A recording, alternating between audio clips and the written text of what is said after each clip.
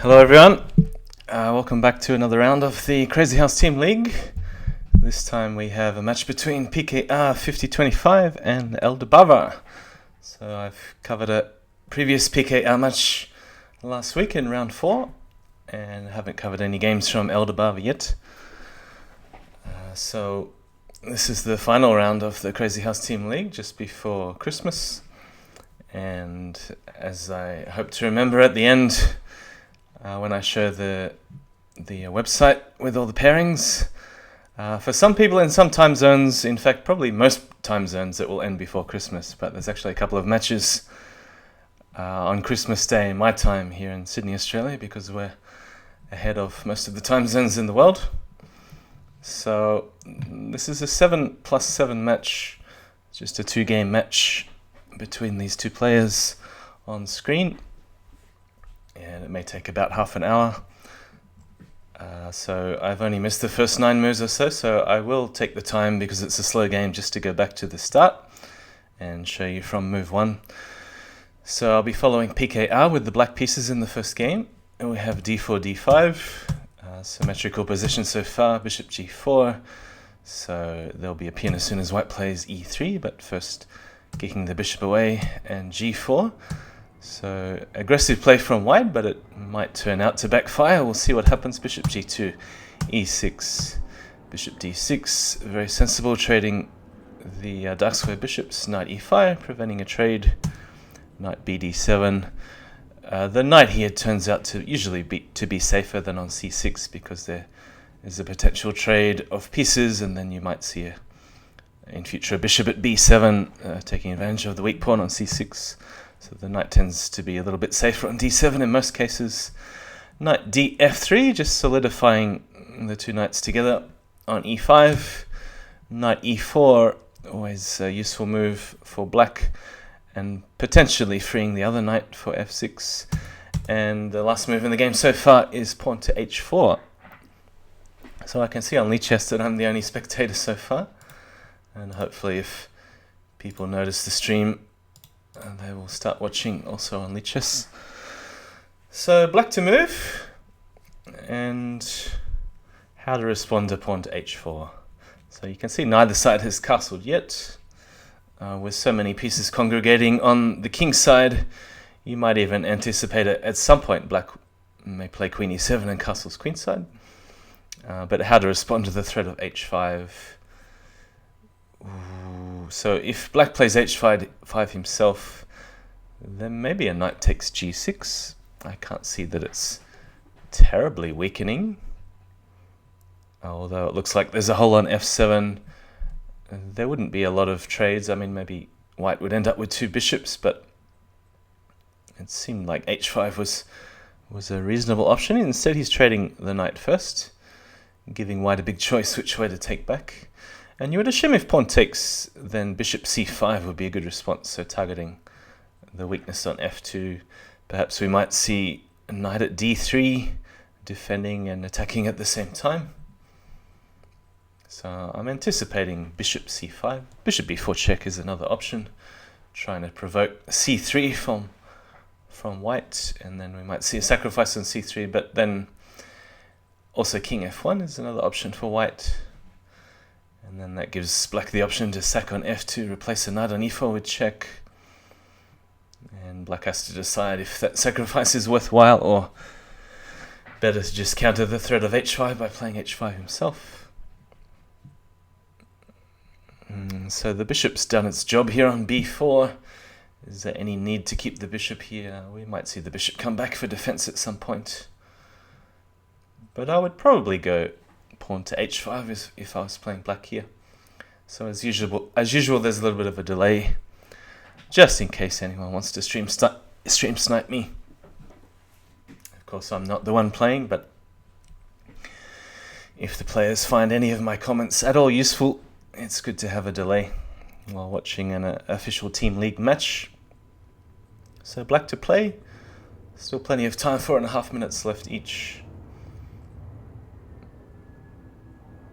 So if black wants to attack it, it seems like at the moment the only way in is via a sacrifice on f2, but without a lot of potential trades, I'd be a bit hesitant to rush into this sacrifice because the white king can just take it and then step back to f1, and it doesn't seem like a good follow-up for black, so I'd be more inclined to play the move h5. But instead bishop c5, it's another choice. So probably if I was white, I'd immediately respond knight at d3. And that way, if there's a big trade on f2, again, black doesn't have many pieces in hand, and it would involve a sacrifice. Other choices for white would be pawn to e3. It feels a little bit loosening, although there's not much danger on the light squares at the moment. Still, pawn to e3. Yeah, at some point you got to watch out for moves like bishop takes e3, and then there's either a knight at g3 or a knight at f2, depending on what happens. It may be safe in the short term, though. And again, if I was black, I'd want to play h5 quickly. So he's gone for e3, not my first preference, knight at d3.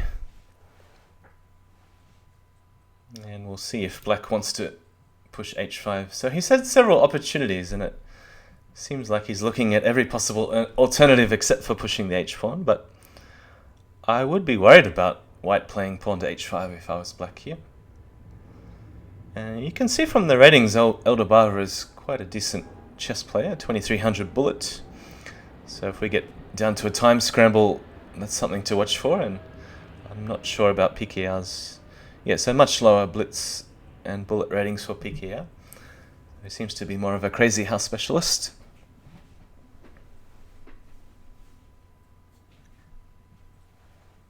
Yeah, so as black, I don't see any need to allow the move pawn to h5 if there's a way out without weakening the position too much. Of course, if there's a trade here, the bishop is very well placed on h5. If white pushes and closes up the position with g5, then perhaps knight at g4 is a good response, again targeting the weakness on f2. So I actually prefer black in this position, and one of the reasons is that you can see how the pawn took back on e5 when eldebarva had that choice, and that means that the minor pieces are somewhat limited. So the bishop is blocked, the knight doesn't have that natural square on e5 as an outpost, and it's a little bit hard for white to generate some sort of attack. And this just makes room for black on the king side. And obviously, as I said before, there's no need for black to castle. At some point we might see castling queenside, but it doesn't seem like his king is in any danger at the moment. There's no immediate necessity to castle at all. So black here is trying to open up a space for the knight in hand to drop on f5 or g4.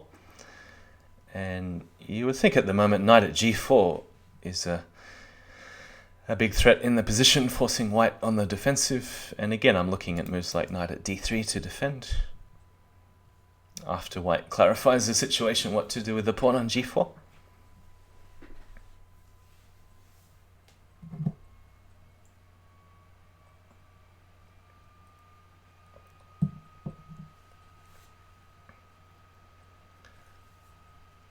So eldebarva really taking his time. It is a difficult decision because there are drawbacks whichever way he chooses to proceed.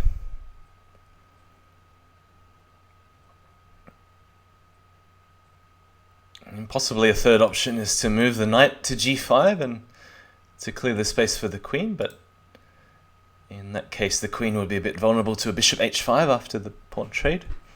So the fourth option, knight d4, I didn't consider this move. Let's see. So again, idea to make room for the queen. It allows a knight at d2 check, but the king is quite safe on g1. So I don't think there's any need to play knight at d2 check at the moment. Let's see. What are the options for black?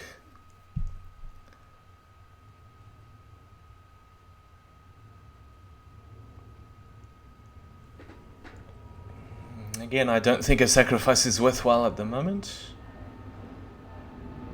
But if black did want to go on the attack, he can trade a pawn, he can trade a knight, and then decide what to do with the knight. Now this queen on g4 means that g7 is a little bit of a target for black. Well, I mean, that black has to worry about, because you can't easily play a move like bishop h5, because then queen takes g7 is a powerful response.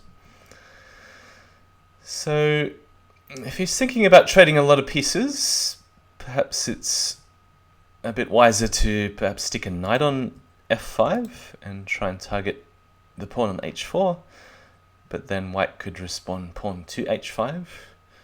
And this is after queen takes g4, of course. And then I'm not so sure what happens. So if they do trade here, then you could go knight takes d4, and then h takes g6 may not be playable due to knight at d2 check. It's getting a bit complicated because there's a potential rook trade. The king won't be safe, or won't have this possible avenue on h2, but the queen does cover the square e2 for any potential knight landing on e2 if the king is on g1.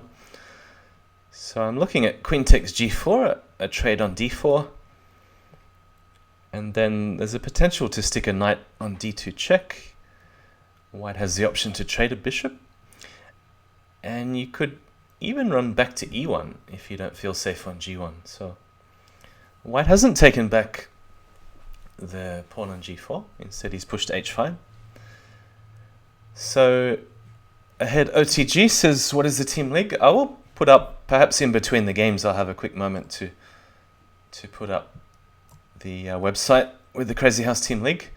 So it's a round robin with 6 players and 6 teams. This is round number 5, just once a week, so it will end just before Christmas.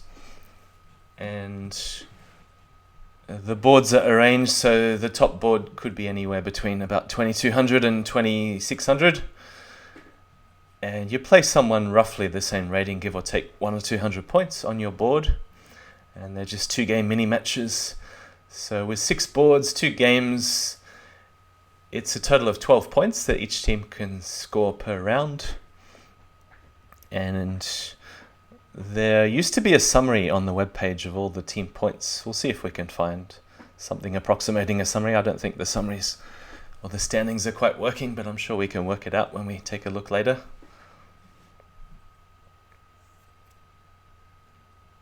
So what have we seen?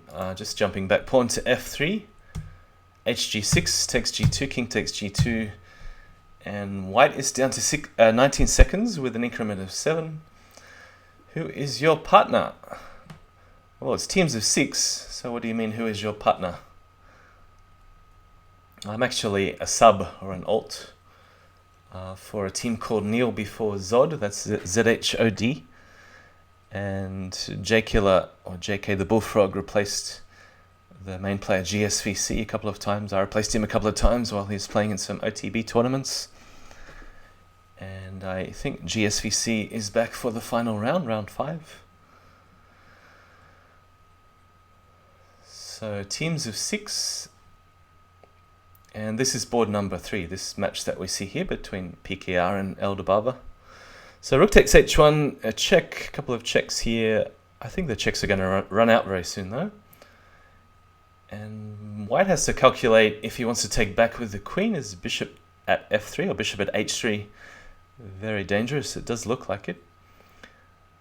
We're probably going to see a trade on d4 because this is the move that gains access to the squares f3 and e2 in case white's king is back on g1. There's also the option to take with the king, but this also doesn't look so safe. So he's gone back, he hasn't taken the pawn. I probably would have been brave and take the pawn with the king. So threatening moves like bishop at f3 check. And black again may want to remove the knight first once he has a chance. So king f8 allows knight takes e6 check, but this way he's also gonna have some problem. Actually, take king d7 is now safe. Well, safe-ish. Queen takes d5, check king c8 is what I'm looking at. It's a very sharp finish. Unclear exactly who's winning. But then you can't step back because queen trade and then queen at e8 checkmate. So looks like black has to come this way to avoid the checks. There's no knight in hand for e6. So what does white have left? He must take a rook somehow, but which way? Queen takes bishop at f3, possibly. And there is then king g1, knight at e2, king f1, pawn at g2, king e1. There's too many checks. So it looks like black has this one. King h2 allows rook at h3, mate in 2. Yeah, I think it was too late. I guess he had to try king takes h1 and just hope for the best. I hope there's no checking sequence. And I hope he has a chance to put the rook back on g8 with checkmate. But I felt like black was winning all along as long as he stepped the right way with the king. And king f8 was the key move there in the end, not allowing the queen to come crashing through on the d-file. So pkr has taken the first game with a rook at h3 and rook h1 to finish. And just very quickly, before the players get too much into the opening, I'm going to change the display and show you what I mean, and show you like a summary of the team league.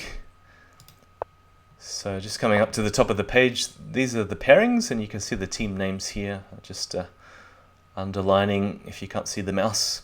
So Neil before Zod, this is my team with GSVC on board 1. They're playing the Giant Slayers in round number 5. It looks like also Lanok, no, they played a match earlier today. You can see this is my time here, Saturday 1 AM, so that was about 11 hours ago. And I thought it was 1-1, but I may be mistaken, between Lanok and Vegakov. So the match here is recovering. Where are we? pkr. No, this is a match between Rook and Rollers and Smooth Smotherers. So eldebarva versus pkr on board 3. And you can see the names are arranged in board order, 1 to 6. And there are 2 games. There's a space for 2 results to input here. There's actually a bot called Crazybot that follows the entire team league and automatically inputs the results, because then you can choose to generate a time, then it puts the time automatically. There's even a Crazyhouse Team League TV you can follow on the page there, also of course on Lichess. So the site is very well made, and it's a spin-off of the Lichess 4545 chess league that's been going for quite a while. Where do I find that website? Good question. I will post a link. I'll just have to switch over for a second. Yeah, there we go. So I posted it in the chat if you want to take a look in your own time. Now what I'm going to do here, I don't normally do this following fast games, but I will jump back to the beginning just to show you the opening. It's a bit of a sideline here from eldebarva, e4, b6, d4, bishop b7, knight c3, knight f6, bishop d3, pushing e5 is also possible for white, e6, bishop g5, and probably knight f3 is the main move to block out the bishop in case you want to push e5, h6, trade here, e5, queen steps away. Now, there's a bit of a target here on g2 with 2 pieces firing down. Not so easy to find a move for pkr. And this is the current position. So he's gone knight f3, allowing queen g2. And I thought e5 was a bit too early. He should have played knight f3 first before pushing e5. Because it seemed impossible to defend the square g2 adequately enough with the bishop open on the diagonal. So assuming eldebarva is going to attack with queen takes g2, and then pkr has a big problem what to do to defend the rook on h1 and the knight on f3 at the same time. I would be a bit stumped with the white pieces here. I cannot see a way to not lose a heavy amount of material after just queen takes f3. I guess he's relying on a queen trade and then a counter-attack via queen at c8, but even just blocking with the queen, a queen trade here, the bishop covers backwards on b7, so there's no knight at b7. And there's still no obvious way into the black king. So I wouldn't hesitate with the black pieces. I'd just take on f3 if I was black here. So it looks like the opening, I guess you could say, opening surprise has been a success for black. He's picked up a pawn on g2. He's about to take a knight for free. So let's just take a step back for a second and see if I'm missing anything. So queen f3, bishop f3. pkr only has a knight and a queen in hand. White has e2 well covered, so he has a move up his sleeve if, in case there's a quiet move perhaps. So this way eldebarva is trying a tricky deflection, so obviously knight takes d2 allows queen g1 check. Taking with the queen, well, it wasn't necessary, but I guess the only advantage is that black is avoiding a queen trade in case that favors him, because there is a threat to trade a knight for a rook with knight at g2 check. I guess white could get away with castling queenside, but then there's moves like rook at a1 check, and then possibly picking up a pawn for pawn at a3, or maybe even bishop on a3 using the two bishops together on the diagonal here. Alright, so white to play, I suppose he should cover this with pawn at g2. And the option will be to counterattack via pawn at g6, but I don't think the counterattack is really going anywhere. So still big advantage to white. He's opted for pawn at e2 instead. So now knight at g2 can be answered by king d1. And if I was eldebarva, the first move I'd consider is just queen over to h3. Oh, he's gone for the sack. I didn't see this move at all. I still don't quite understand. So he's picking up a rook after king f1. What's the idea? I think king g3, knight g1 is a bit too dangerous, although there is still a rook takes g1 in the end. Perhaps it's worthwhile looking at king g3.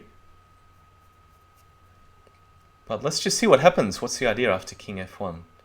Knight g1, yeah, okay, so we know king takes g1 is going to be very dangerous, but what about just leaving the knight there and trying to counterattack via g6? But he only has the knight and queen in hand. It's not the right type of piece to counterattack. And then, of course, pawn at g2 looked very dangerous for black. So he has gone to try and collect as much material as possible. I think the right decision. So just looking at knight takes g1, rook takes g1 covers the rook at g2 threat. And I don't think there's any use playing bishop at f2 allowing the knight to be captured. So there's the other option of bishop at f4 check. So what do we have there? Queen takes, knight takes. Is there a mate after king takes? Let's see if we can work it out. There's a queen at f2 check, or a pawn at g5 check, or even pawn to g5 check. And the king won't be able to step back because of a queen at f4 to mate. And of course the rook sack is going to be way too dangerous because after h takes, this opens the h file. So all the pieces are opening up for black. And what that means is that after queen takes, knight takes, I don't think king takes f4 is viable. So yeah, this is the other option to go king takes h3, bishop takes d2. So there's no immediate mate for black, but let's see if let's count the material after the sacrifice. So black is up a pawn, white has a displaced king on h3, but it's not completely lost for white because, I mean, don't forget, out of the opening, black was ahead a pawn and a piece. He gave up the pawn to win the knight on f3. He's now sacked the knight back. So this is far from over. It's not an obvious win for black. And I'm struggling to find the immediate threat in the position. So white could choose a place to put the knight, perhaps to put the knight on with a threat via g4 or h5. And that would threaten the immediate knight at f6, forcing black to defend. Although bishop e7 is much more than a defensive move because it does come with a queen at h4 mate in one threat. And if... oh, so he's got a different approach, knight b5. So you would assume black is just going to defend the square here, because as I mentioned before, there's no obvious checking sequence for black. The rook covers g4, queen at h5 can just easily be answered by knight at h4. So what's the best way to cover c7?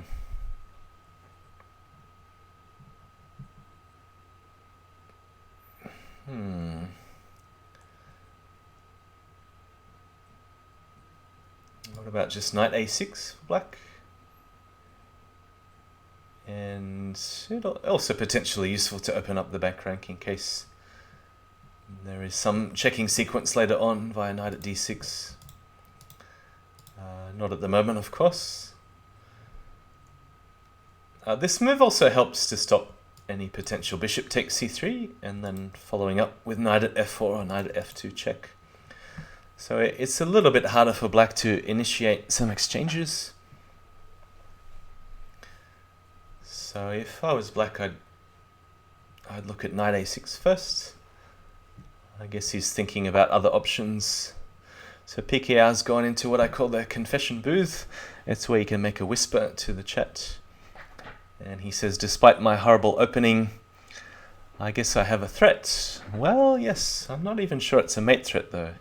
After knight c7, king d8, queen at e8, king takes knight. Ooh, it does look very dangerous though. Pawn at d6 or knight at b5 and then the king's running out to c6.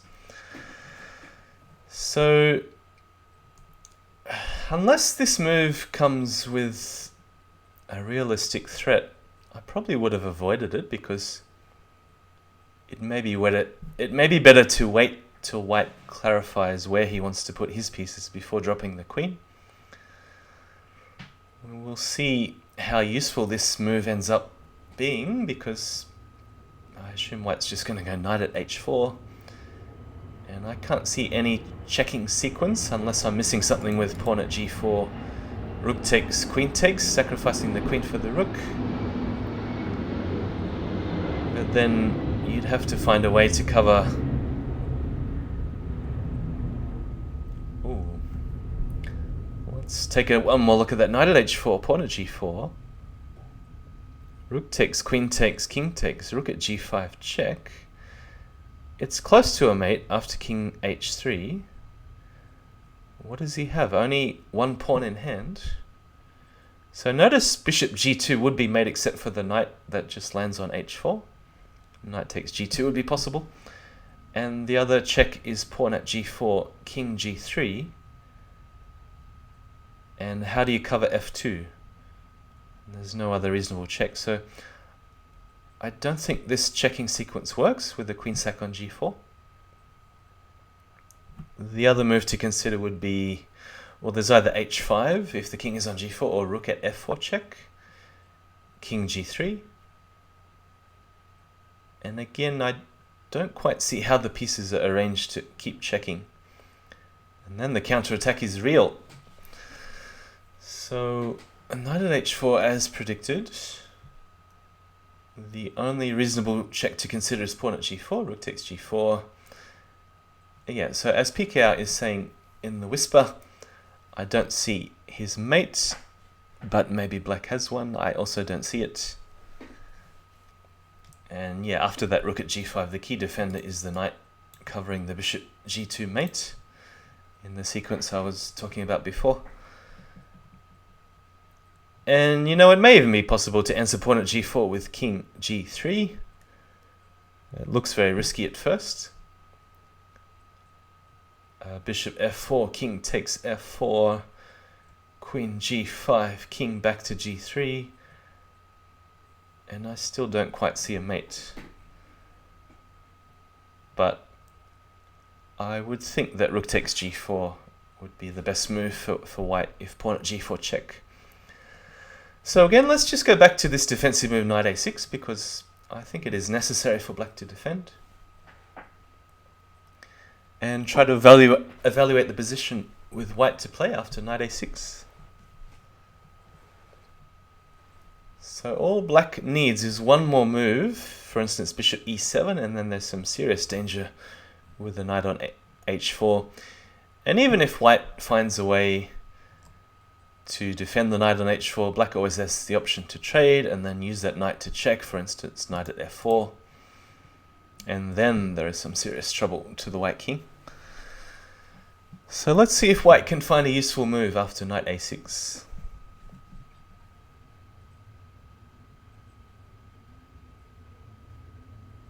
It's not easy for white to attack that square on e7 and prevent the bishop coming here. And also it seems impossible to drop another knight to attack on c7. And there's a funny helpmate I noticed here. If you want to attack the queen via knight at g3, then there's pawn at g4 to mate. So the next move for white is certainly not obvious at all.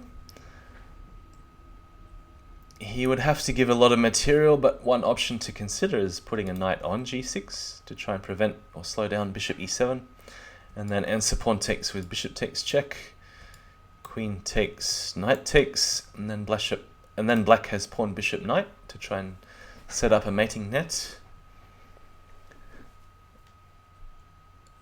But if the knight ends up on g6, it is preventing knight at f4. Oops.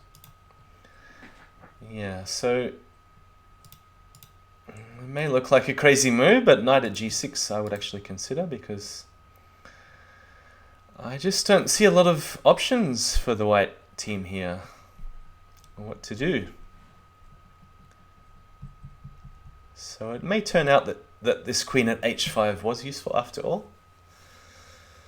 Still hard to say for sure.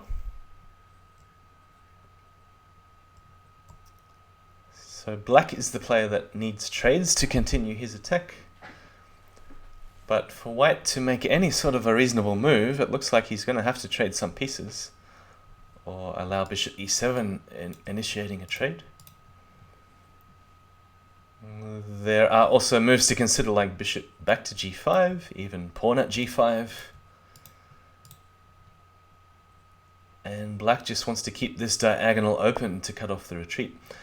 So white has started a forcing sequence with knight at d6. I don't see how it's working. Just c takes, knight takes, bishop takes, pawn takes, and black has too many pieces. Like knight at f4 should be an instant, well, maybe not an instant mate after king g3. But you would think black has something forcing.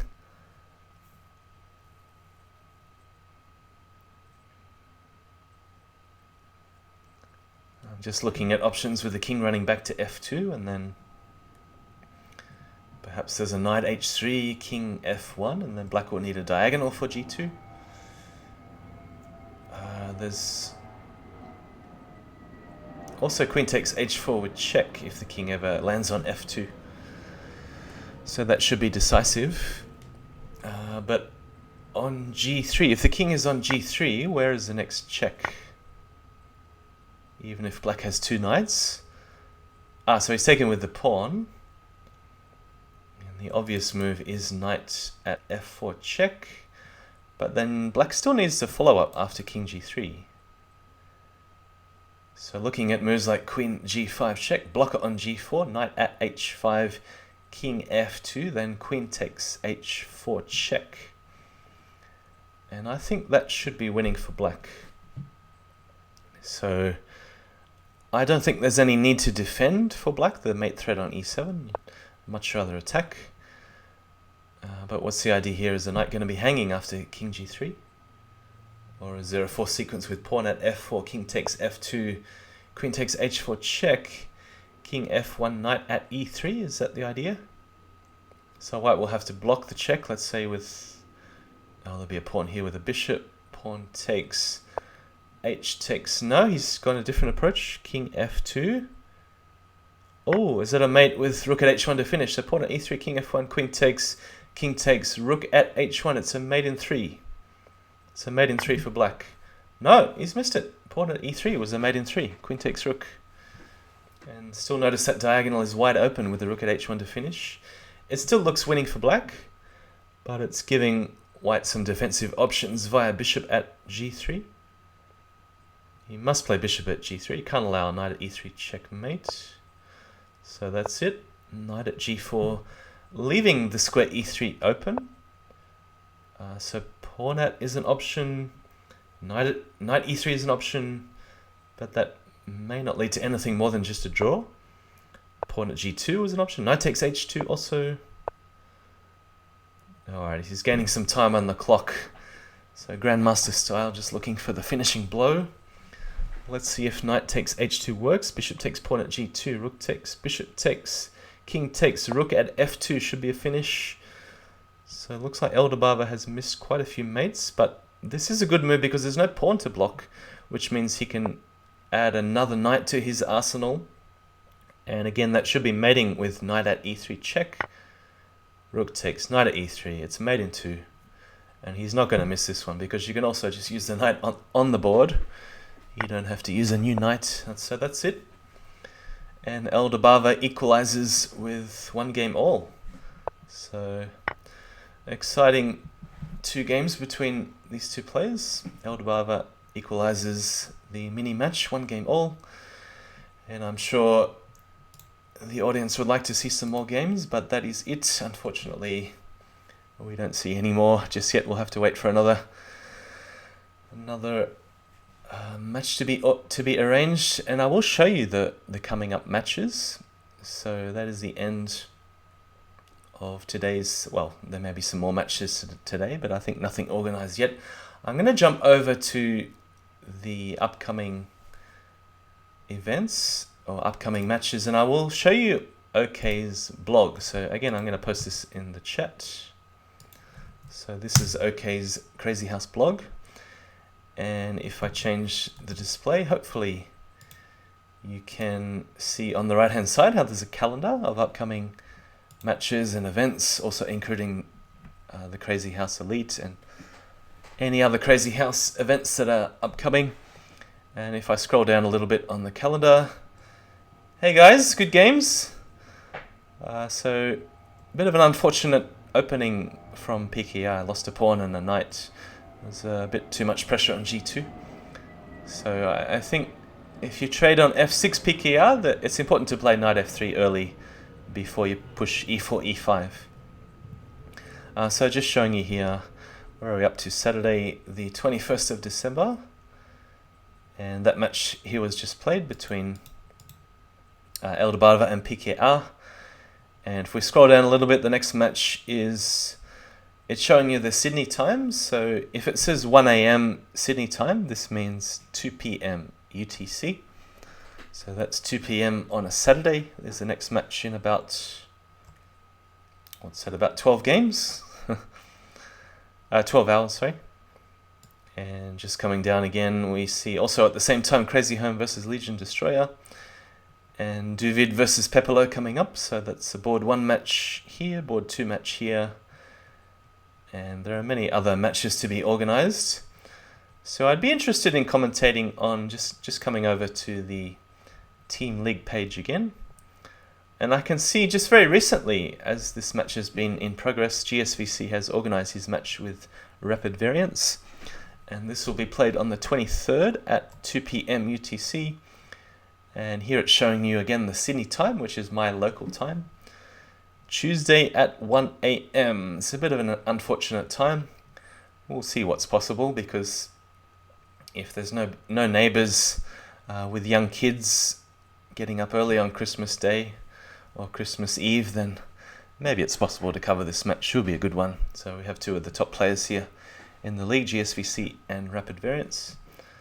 And just coming down, Chubba Chub on board 3 has organized a match with LOLs, and that is on Sunday 3 AM. Again, a bit of an unfortunate time for me, but it will be a good time for most Europeans and Americans. That's 4 PM on Saturday, which is today for me, but it might be your Friday still, depending on where in the world you're watching from. So I've mentioned this one, Duvid and Pepelo, Sunday at 5 AM for me, which is Saturday at 6 PM UTC. And Legion Destroyer, that's in about 12 hours from now. And how do we check the standings? I wonder if anyone in the chat can tell me how to check the standings, because if I click on summary, I think it used to take you to a page where you can see an overview. It's only showing you the round 4, the previous round results. So a big win for my team Neil before Zod over the Smooth Smotherers. What do we see if we click on standings? No standings available. That's unfortunate. So, yeah, I think it's a matter of adding up the points from all the rounds. So if you go back to round 4, you can see the whole team scores. Actually, if you go back to this summary, maybe there's a way to change all results. No results available. It's a matter of counting up the points from each round by hand to see who are the leaders. But yeah, it looks like that's it for today. So it's only going to be a short stream. I'm going to take a break for now and look forward to the next match played. I may be able to cover it in about 12 hours between Legion, Destroyer and Crazy Home. Wouldn't guarantee at 1 AM whether I'm still up, but thanks for watching this mini match between PKR and eldebarva as part of the Crazyhouse Team League. And look forward to more matches coming up very soon. So have a good weekend and see you soon as always.